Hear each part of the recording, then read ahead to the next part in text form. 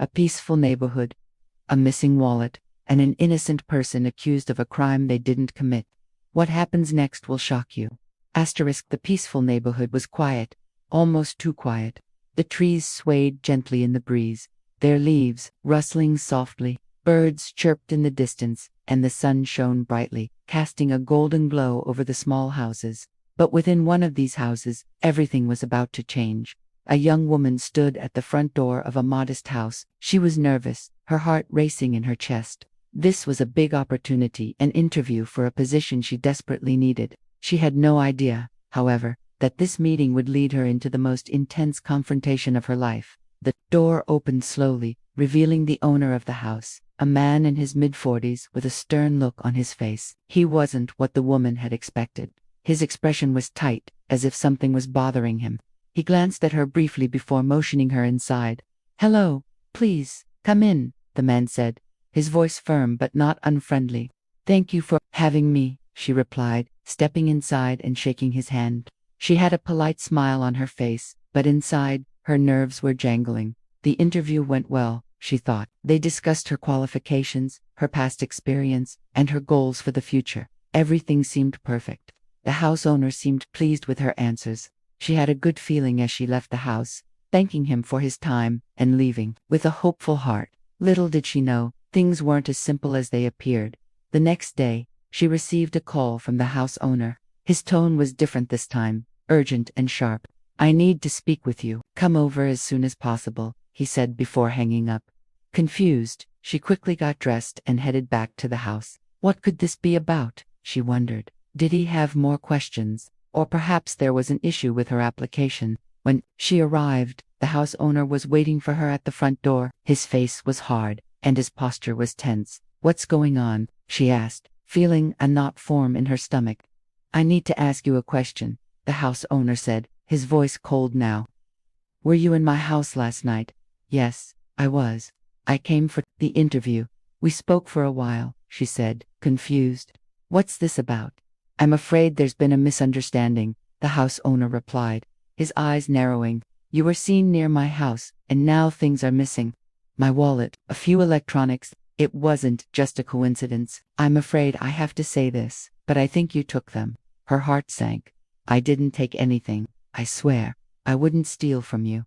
But the house owner wasn't listening. He was convinced that she had something to do with the missing items. His face hardened, and his voice grew sharper. "Don't lie to me. You were the last person here. You had the opportunity, and now my things are gone." The words stung like a slap in the face. She felt her chest tighten. How could this be happening? She was innocent, but the house owner wasn't giving her a chance to explain. "I didn't take anything. Please, you have to believe me. I wouldn't do something like this." But the house owner wasn't hearing her. His mind was made up. "You need to leave. I'll be contacting the police if you don't." She turned and left the house, her mind racing. She had to figure out what was going on. There had to be an explanation for this. She couldn't just sit back and let someone accuse her of something she hadn't done. The whole situation didn't make sense to her. She had left the house without even touching anything. But what if she had missed something? What if something small had been overlooked? She couldn't be sure. But she knew she couldn't give up without finding the truth. As she walked down the street, her mind spun with questions. Who else had been at the house? Who else could have taken the things? And why was the house owner so certain that she was the thief? She decided to go back and try to figure it out. Maybe, just maybe, there was something she missed. That afternoon, she returned to the house. She approached cautiously, hoping to find some clue that would prove her innocence. She knocked on the door again, taking a deep breath. The house owner opened the door, his face tight and wary. "What are you doing back here?" he asked, his tone accusing. "I'm not leaving until I find out what happened," she said, her voice steady, despite the unease in her chest. The house owner looked at her for a long moment before stepping aside and allowing her in. "Fine, but you're wasting your time."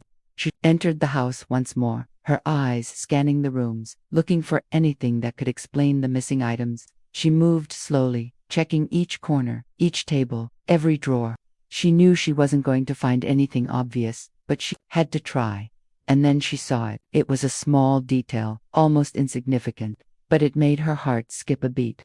There, on a bookshelf near the door, was a small box. She hadn't noticed it the first time she was there. It was tucked away behind a few books, hidden almost too well. She approached the shelf and pulled out the box.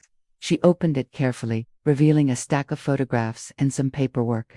But there was something else in the box, something that caught her eye immediately. A wallet, a familiar wallet. Her heart raced as she realized the wallet was the house owner's, the one he had said was missing. It was in plain sight, yet it had never been mentioned. Why would he hide it? Suddenly, everything clicked into place. She wasn't the thief, but someone was trying to frame her. The question was, who? She turned to the house owner, who was still watching her silently. "This is your wallet, isn't it?" she asked, her voice calm but firm. He looked at her, confusion flickering across his face. "What are you talking about?" She held up the wallet, showing it to him. "You told me your wallet was missing. Well, here it is. But you didn't mention it the first time." "Why?" The house owner hesitated. "I don't know what you're trying to say. You're the one who hid it. You wanted me to be the thief," she said, her voice rising with the realization. "You must have known the whole time. You were trying to set me up." The house owner's face turned pale. He took a step back, clearly rattled by her discovery. She didn't wait for him to respond. She turned and walked out of the house, the weight of everything she had just uncovered pressing heavily on her mind. She didn't know why the house owner had done this, but she knew one thing for sure. She wasn't the thief. When she reached the street, she took a deep breath and glanced back at the house. She had cleared her name. But what would happen to the house owner now? It didn't matter. She had the truth, and that was all she needed. As she walked away from the house, she felt a sense of relief wash over her. It wasn't easy to prove someone wrong, especially when they had already made up their mind, but she had done it. And in the end, the truth had set her free. Sometimes, the hardest thing in the world is to prove your innocence. But she had done it, and now, she was ready to move on, knowing that no one could accuse her of something she hadn't done.